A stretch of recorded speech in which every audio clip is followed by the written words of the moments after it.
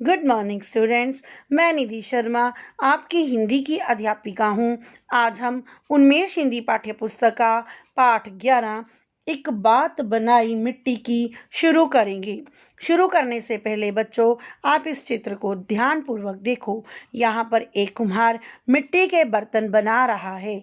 तो आज हम यही जानेंगे कि मिट्टी से हम अलग अलग रूप कैसे बना सकते हैं, वो चाहे बर्तन के हों या कुछ और। आइए पाठ को पढ़ते हैं और जानते हैं कि मिट्टी किस प्रकार अलग अलग रूप धारण करती है और हमें अपनी ओर आकर्षित करती है। आइए पाठ को पढ़ें।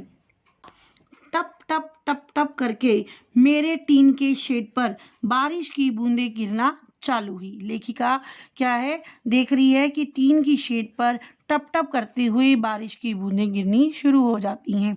आवाज सुनते ही मैंने बादलों की तरफ देखा। ये सच में बरसेंगे या रोज की तरह कुछ छींटों के बाद हवा के साथ चल देंगे।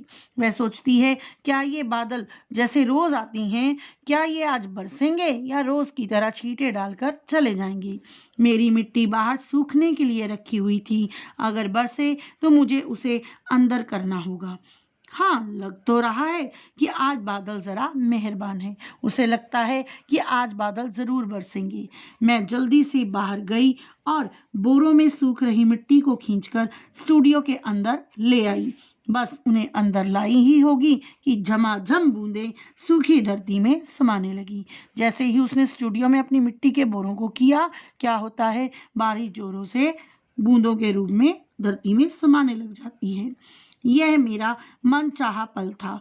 स्टूडियो से बारिश देखना एक अलग ही दुनिया में ले जाता है। वो कहती है कि जब मैं स्टूडियो में बैठकर बारिश को देखती तो मुझे ऐसे लगता था जैसे मैं किसी अलग ही दुनिया में चली गई। मैंने अपना काम प्लास्टिक से ढका और स्टूल पर बैठे बूंदों को बेप्रवाही से आसमान से निकलकर जमीन में समाता देखने लगी। लेखिका क्या करती है, आसमान से जो बूंदें निकल रही हैं उनको लगातार देखना शुरू कर देती है। बचपन में एक कुम्हार को चौक पर कुल्हड़ बनाते देख मैं एकदम मगन हो गई थी। जब मैंने बचपन में एक कुम्हार को कुल्हड़ बनाते हुए देखा तो मैं उस काम को देखकर उस काम में डूब गई थी और मेरे मन में मिट्टी में कुछ बनाने की चाह आकार ले रही थी। तो उस समय मेरा जो मन था वो ये चाहने लगा था कि मैं भी मिट्टी से कुछ बनाऊं। छुटपन से ही मन में आता था कि जो मुझे पसंद है और जिस चीज़ में मैं पूरी तरह डूब सकूं बस वही करूं। बचपन से ही मुझे ये पता था कि जिस काम को देखकर मैं उसमें मगन हो जाऊंगी, उस काम को करने के लिए मैं डूब पड़ूंगी, वही काम मैं बड़े होकर करूंगी। उस समय मैंने सोचा नहीं था कि मेरा एक स्टूडियो होगा और मैं अपने पसंद के काम से अपना जीवन चलाऊंगी। तब बचपन में मैंने ऐसा बिल्कुल नहीं सोचा था कि जो काम मुझे पसंद आया और उसका मेरा एक स्टूडियो भी होगा। मेरी माँ शांति निकेतन से पढ़ी थी।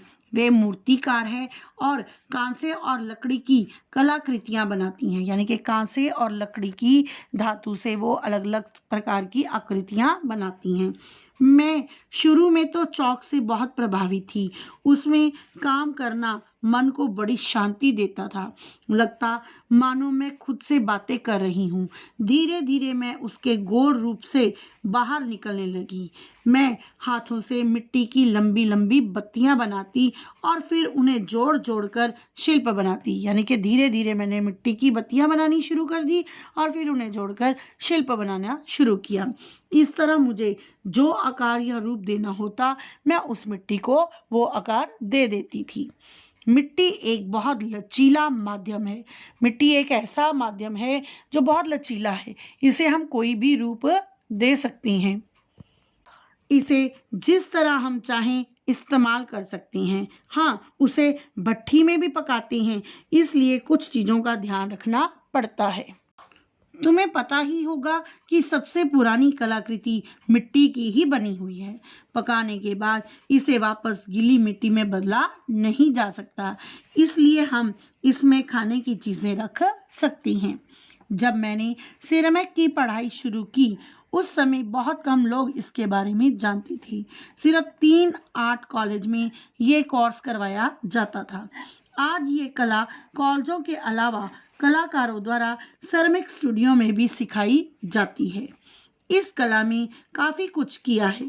इसमें सिर्फ मूर्तियां या काम में आने वाली चीजें ही नहीं बल्कि डिजाइन भी बनाए जा सकती हैं।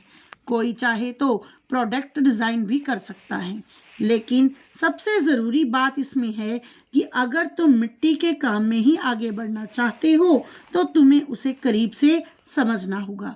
लेखिका कहती है कि पहले लोग मिट्टी के बारे में इतना नहीं जानते थे, सिर्फ मिट्टी के बर्तन बनाते थे, लेकिन जब मिट्टी को एक बार बनाकर उसे पका लिया जाता है तो उसे हम खाना रखने में भी प्रयोग करते हैं। इसकी पहले पढ़ाई केवल 3 कॉलेजों में ही थी, 3 आर्ट कॉलेजों में, लेकिन आजकल जो डिज़ाइन बनाने सिखाने वाले हैं वे अपने स्टूडियो बनाकर भी इसमें सिखाई देते हैं। इस कला में काफ़ी कुछ किया है। इसमें सिर्फ मूर्तियां या काम में आने वाली चीज़ें ही नहीं, डिज़ाइन भी बनाए जा सकती हैं। कोई चाहे तो प्रोडक्ट डिज़ाइन कर सकता है, लेकिन सबसे ज़रूरी बात है तुम मिट्टी के काम में आगे बढ़ना चाहते हो तो तुम्हें करीब से इसे समझना होगा। जब तक हम मिट्टी के साथ अपने अंतर मन नहीं मिलाते, यानी कि अपना मन नहीं मिलाते, तब तक हम जो कहना चाहते हैं वह मिट्टी भी कह नहीं सकती, क्योंकि मिट्टी के जो बर्तन बनाए जाते हैं वो बोलते हैं, अपनी ज़बानी अपनी कहानी को प्रस्तुत करती हैं। इसलिए जब तक हम मिट्टी के साथ अपने मन को नहीं जोड़ते हम उसके बारे में नहीं जान पाते। मिट्टी खुद सिखलाएगी, ना सिर्फ कलाकृति बनाना पर उसके साथ अपने आप को जोड़ना भी। शायद ये सब बातें सुनने में अजीब लगी, लेकिन सच कहूँ तो हाथ में लचीली मिट्टी हो तो उससे जो सुकून और शांति हमें मिलती है वह एकदम भीतर तक जाती है और ना सिर्फ काम में झलकती है बल्कि जिंदगी के हर पहलू में दिखाई देती है। बच्चों, इस पाठ से हमें शिक्षा मिलती है कि आपने किसी भी क्षेत्र में आगे बढ़ना हो, सबसे पहले आपको उस कार्य के प्रति अच्छे से जानकारी प्राप्त करनी चाहिए और उस कार्य से अपना मन अच्छे से जोड़ लेना चाहिए। तभी आप उस कार्य में सफलता प्राप्त कर सकती हो और उन्नति के शिखर तक पहुंच सकती हो। धन्यवाद बच्चों।